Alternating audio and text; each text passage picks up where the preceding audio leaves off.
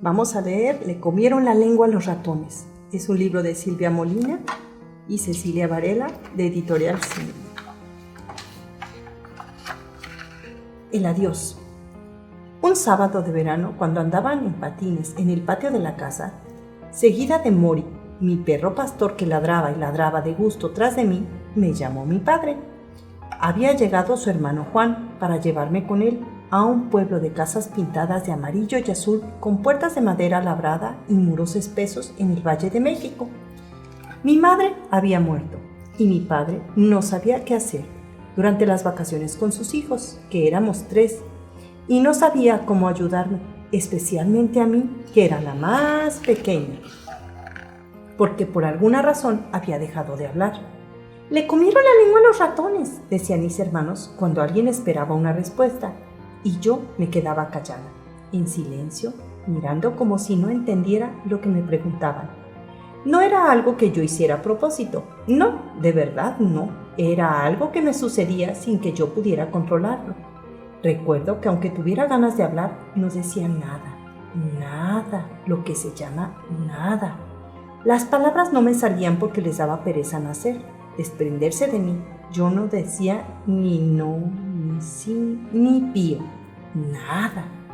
Mi padre ya había hecho la maleta y dentro había puesto un cepillo de dientes nuevo, el peine azul, la pijama de algodón, calzoncillos, camisetas, pantalones, calcetines, el suéter rojo y un vestido de fiesta que nunca usé. El tío Juan me saludó. «Ya vine por ti, mijita», y yo lo miré con gusto porque tenía una mirada bonita. Pero no dije nada porque, como ya lo expliqué, mis palabras estaban dormidas, pero mis hermanos repitieron lo de siempre. «Le comieron la lengua a los ratones». Mi tío los miró, me miró y los reprendió. «Cada quien es dueño de su voz, hablará cuando quiera». Y mientras mis hermanos me despedían, «Felices vacaciones», yo sonreí porque la mano que tomó la mía era cariñosa. Mi padre se acercó, me dio un beso y me pidió: «¿Te portas bien, Mari?» Y yo lo miré. Miré a mis hermanos, miré al tío y por primera vez en mucho tiempo hice un esfuerzo y busqué dentro de mí la palabra que se usa para despedirse hasta que logré encontrarla en el fondo de mis deseos y dije: «Adiós». Y todos me miraron sorprendidos. El camino. El tío Juan puso la maleta en la cajuela del coche, me abrió la puerta y susurró: «Te traje un cojín para que veas el camino». Me senté cómodamente sobre el cojín amarillo y me di cuenta de que miraba por la ventana como si fuera un adulto. El tío tomó el volante con tanta seguridad que me dejé llevar con confianza en ese viaje hacia lo que era para mí una palabra incomprensible. Un sonido gracioso, un ritmo de tambor que no sabía descifrar. «Tepexpan. Vamos a Tepexpan», dijo. El tío hablaba y hablaba, y yo iba escuchando y escuchando el canturreo de una voz alegre y juguetona, mientras veía por la ventana cómo íbamos dejando atrás a mi padre y a mis hermanos, la casa, el barrio y la ciudad. Escuché el nombre de los pueblos por los que íbamos pasando. Santa Clara. ¿Ves la parroquia, mijita? La construyeron los franciscanos.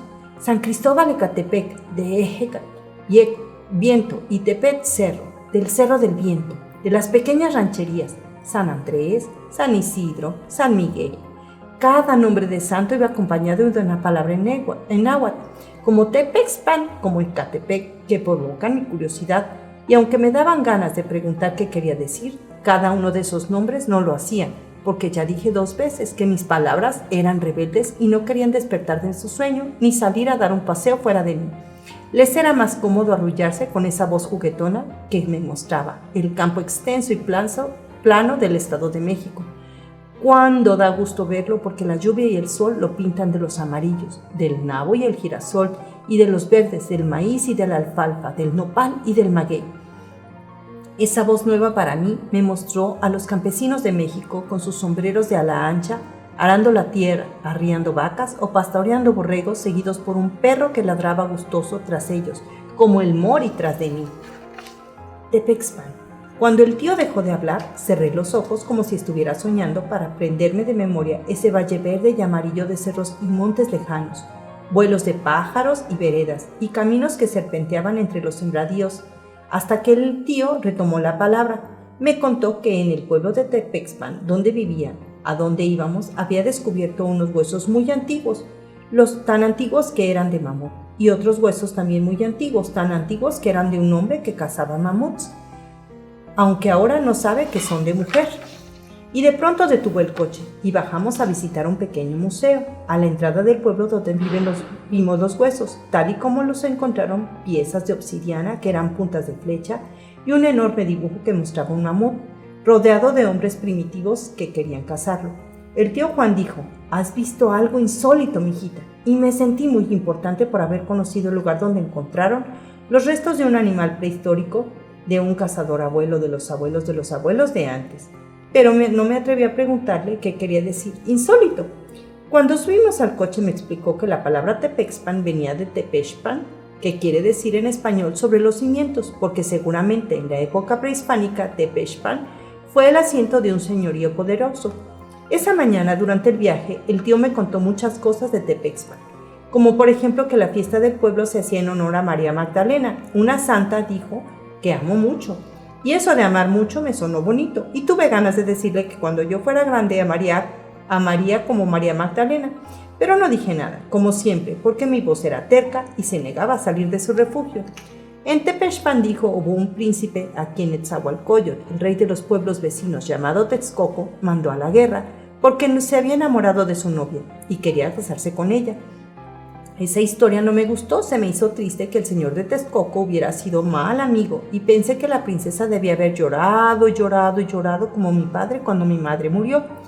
Y por último me contó que en París, la capital de Francia, había un códice, o sea un libro muy pero muy antiguo llamado La Tira de Tepexpan, donde había pintado encima de un señor un águila, de cuyo pico salía un dibujo azul, y me aseguró que eso quería decir el que habla como águila, o sea con valentía. Y agregó, porque para decir algo se necesita valor, y murmuró con gentileza, ¿verdad, mijita? Y por segunda vez en un día logré sacarles de su refugio una palabra, porque pude decir, aunque casi en susurro, sí. El pueblo. Ya llegamos, dijo el tío, y vi un pueblo dividido en dos por una carretera que todavía ahora lleva a las pirámides de San Juan Teotihuacán. Tepexpan tiene en la entrada una plaza, que entonces me pareció muy grande, donde se ponía un mercado los domingos. Un mercado que era de admirarse porque la gente venía de los pueblos cercanos a vender su verdura con nombres que no había escuchado antes, como quelites y quintoniles, a vender tamales de pollo, de cerdo, de mole o de frijoles, y chiles de todos los tonos de verde y de todos los tamaños, a vender granos de maíz amarillo, azules o blancos, fruta y verdura de toda clase de ollas y cazuelas de barro, canastas y cestos, listones para el pelo, pañuelos y sombreros. Ponían todo en el suelo sobre mantas blancas, montoncitos de colores que se veían alegres y antojadizos. Y entonces descubrí por primera vez, desde la ventanilla del coche, lo que era Tepexpan. Unos arcos coloniales donde había una tienda que vendía de todo, desde jabón en pasta hasta semillas por litro en lugar de por kilo. Una iglesia antigua, la parroquia de Santa María Magdalena, donde no había sillas ni bancas y donde la única misa se oficiaba en náhuatl los domingos a las 6 de la mañana. Una escuelita de monjas que dictaba a los niños cosas como mi mamá me mima para que aprendieran a escribir, y un montón de casas misteriosas cuyas puertas y ventanas estaban cerradas siempre porque la gente desconfiaba de los que pasaban por ahí rumbo a las pirámides de San Juan. Al penetrar en el pueblo por el lado izquierdo fuimos dejando tras nosotros una estela de polvo que obligaba a las señoras que caminaban por allí a cubrirse con el rebozo la nariz y la boca. Habíamos rodeado una barda que se veía desde la carretera alta y larga, hasta que llegamos a una puerta que estaba cerrada día y noche. Cuando el portero escuchó el claxon, abrió las puertas de madera y preguntó, ¿ya de regreso, doctorcito? Ya de regreso, Nachito, contestó el tío. Yo no sabía que el tío era doctor. Y me quedé sorprendida. Bienvenida, niña, me sonrió el portero, y me quedé callada observando sus ojos negros, su piel morena y su pelo canoso, y me dio gusto que el tío no le pusiera al tanto. Le comieron la lengua a los ratones. La hacienda. Cuando traspasamos la puerta, vi un edificio de piedra, al fondo y al lado derecho. Este es el hospital, Mari, y quise preguntarle, ¿qué hospital?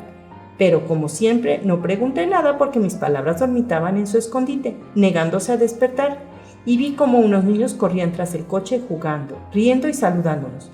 Doblamos hacia la izquierda y nos dirigimos por una calzada bordeada de árboles. Al lado opuesto del hospital hacía lo que había ido a las habitaciones de una hacienda del siglo XIX. En el casco de la hacienda vivía la gente que administraba el hospital, el director, que era mi tío, los médicos residentes, la jefa de enfermeras, el administrador, el intendente y las hermanas de la caridad que cuidaban a los enfermos, y ocupaban el segundo piso, donde había una capilla de la que al atardecer salía un canto de ángeles, un coro que nos despertaba por la madrugada como si estuviéramos en el cielo, de modo que por esa calzada iban y venían del casco a la hacienda, de la hacienda al hospital, las hermanas de la caridad con sus tocas almidonadas, los médicos con sus batas blancas y los niños y las niñas con sus bicicletas y sus triciclos o sus juguetes, trompos, pelotas, canicas, muñecas, matatenas, palitos chinos. En Tepexpan descubrí dos mundos distintos y bien diferenciados, un pueblo y una hacienda. Y dentro de la hacienda encontré dos mundos distintos y bien diferenciados, un hospital, que era un misterio, y las habitaciones de varias familias, entre ellas la mía. Mi familia. El tío Juan tenía una esposa llamada Sara. La tía Sara tenía dos niños, Pati y Juan. Mis primos tenían dos perros, el señor Pacheco y la señora Pacheco. Los perros tenían dos crías, Flor y Canto. Las crías tenían 2 meses y parecían dos ositos cafés. El señor Pacheco. No solo me sorprendí cuando supe que el tío Juan era doctor y cuando vi un hospital al otro lado de la hacienda, sino también cuando, bajando del coche, fue a encontrarme a Pati, una niña casi de mi edad, que me dio la mano como si me conociera de siempre y tiró diciéndome: «Voy a enseñarte mi caballo». Yo vi al tío y luego a la tía que, dándome un beso de bienvenida, dijo con una voz dulce que me recordó la voz de mi mamá: «No se acercan a la alberca ni al pozo, ¿entendido?». Y fui tras mi prima Pati como los pollitos tras las gallinas, como los patitos tras las patas, quedándome un poquito atrás a cada momento, porque me iba distrayendo con todo lo que descubrí en el camino, hasta que me di cuenta de que un perro nos seguía y me volví hacia él para mirarlo. «No tengas miedo, no hace nada», dijo Pati, y luego musitó: «Señor Pacheco, le presento a Mari». El perro movió la cola, se acercó, me olisqueó y se quedó a mi lado como si me conociera de siempre. Quise preguntarle por qué le habían puesto señor Pacheco, pero mis palabras eran testarudas y se negaban a dejar su cueva. También quise contarle que yo tenía un perro pastor llamado Mori, que paraba las orejas cuando le hablaba y daba la mano y se echaba junto a mí cuando le leía o dibujaba, pero me dejé llevar el silencio. De pronto mi prima dijo: «El señor Pacheco, un paciente de mi papá, nos regaló los perros. Por eso Juanito, mi hermano, le puso señor y señora Pacheco. La señora Pacheco acaba de tener cachorros y se pone brava si nos acercamos». Me reí de esa manera de nombrar a los animales y al señor Pacheco ladró de contento, de mi risa, y no se separó de mí, como si yo fuera su dueña. Y Pati reflexionó en voz alta: «Debes caerle bien porque no se va con nadie». Entonces acaricié aquel pelo color miel brillante del perro que caminaba a mi lado y dije con gran esfuerzo 2 palabras: «Señor Pacheco». Pati, mi prima, era 1 año mayor que yo y tenía el pelo castaño y los ojos verdes traviesos como la tía Sara, y cuando sonreía se le hacía un hoyito en la mejilla. Pati era entusiasta, inquieta y osada. Con ella aprendería muchas cosas en esas vacaciones en Tepexpan, como pescar renacuajos en los charcos, recoger huevos del gallinero, montar a caballo por el campo, sobre todo a perderle el miedo a los enfermos del hospital. Pati hablaba y hablaba como el tío Juan y yo escuchaba y escuchaba como siempre. El campo. Pati, el señor Pacheco y yo atravesamos 2 patios rodeados de habitaciones y salimos por la parte de atrás del casco de la hacienda a través de un portón de madera vieja. Lo que vi entonces lo veo ahora todavía: un cielo azul, azul, que iba más allá de los montes y las tierras de la hacienda sembradas de maíz, que jugaba alegre con el viento de la mañana y soltaba un aroma fresco, fresco. De pronto el silencio del campo nos invadió, y ese silencio, esa quietud me hicieron escuchar por primera vez ciertos sonidos en los que no había reparado: el gorgojeo de las tórtolas, el zumbido de los insectos, el murmullo de las plantas, el reptar de las lagartijas que se veían muy grandes, la carrera de roedores entre la hierba y el chu chu chu chu chu chu chu del tren que dejaba por allá a lo lejos una estela de humo. Y pensé que todo era diferente en Tepexpan, donde se respiraba distinto que en la ciudad, porque olía a hierbas de campo.